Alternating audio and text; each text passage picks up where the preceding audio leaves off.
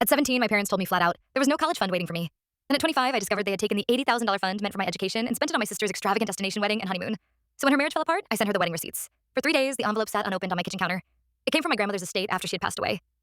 Finally, I opened it, and inside, dated 2008, was a letter revealing that Grandma had set up an $80,000 education fund expressly in my name.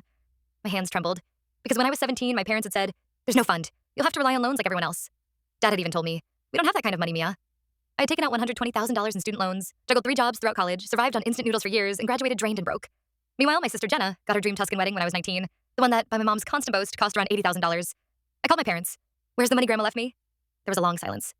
"Your grandmother wanted that money to be used for family priorities," Mom said. Jenna's wedding was a family priority. "Yes, it was," I replied coldly. "I have the notarized paperwork dated with my name on it." But a decision was made, and I wasn't even invited to it. I was 17, trying to take loans while you threw my future away on centerpieces. Dad cut in. "Your sister needed support." I interrupted. "So did I. While she was sipping champagne in Italy on my dime, I was working overnight shifts." "We did what we thought was best," Mom said. "Best for who?" I asked before hanging up. I said nothing more, didn't yell or plead for repayment. I just removed them from my life, blocked their numbers, and vanished. Weeks later, Jenna tried to reach out. "What's your problem?" she demanded. "Mom and Dad are devastated." "You got a free wedding off my college fund," I told her. "It's not like that," she insisted. "Then what is it?" I asked. Silence. That was telling enough. For 3 years, I rebuilt without them.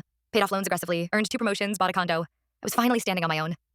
Then Jenna's husband filed for divorce. The man she married in her $80,000 Tuscan fantasy, the same man who'd been cheating with his assistant, suddenly shattered her world. The family group chat exploded. Jenna was crushed, pleading for family support, claiming she'd lost everything. 2 weeks later, Jenna showed up unannounced at my doorstep. "I'm going through hell, Mia. I need my sister." I stood in the doorway, refusing entry. "You need help. Money?" I said bluntly. Her face flushed. "That's not fair." "Neither was wrecking my future," I replied. "I didn't steal anything. Mom and Dad made those choices. You benefited. You knew I was drowning in debt while you honeymooned in Greece. You knew, and said nothing." Her voice cracked.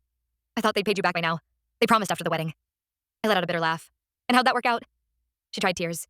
"Please, I'm losing my house. I can't afford a lawyer. Mom and Dad can't help. I'm drowning. You know what drowning feels like?" I said quietly. "Working 60-hour weeks at 19, failing chemistry because I couldn't quit my night shift? That's drowning. I'm sorry. Are you? You've had 8 years to say that." She laughed, crying. That night, I gathered every document I could find.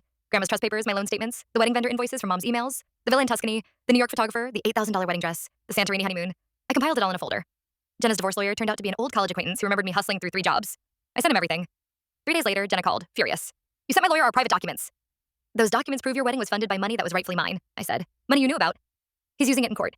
"Good," I said quietly. "Because you did have resources. Mine." The divorce settlement went badly for Jenna. The court didn't buy her claims of poverty after seeing the proof. She lost the house and ended up moving back with my parents. Mom called once. "You've destroyed this family." "No," I said calmly. "You destroyed it back in 2015 when you stole from your daughter and lied about it. I only stopped pretending it never happened." Last week, an envelope arrived. A check for $80,000 from my parents' home equity line. Decades too late. I didn't cash it. Instead, I framed it next to my loan payoff statement.